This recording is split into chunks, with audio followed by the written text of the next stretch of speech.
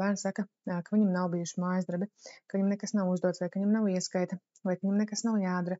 Un tā arī ir tāda melošana, vai arī, piemēram, kad ja bērns vēlas panākt kaut kādu labāku rezultātu, ka viņš arī var mānīties, krāpties. Viņš, piemēram, var teikt, ka viņš ir izpildījis mājas darbus. Var arī parādīties tāda uzvedība, kad bērns nerunā un nestāsta par sliktiem vērtējumiem. Un šis jautājums arī nereti man ienāk, kāpēc bērns nedalās.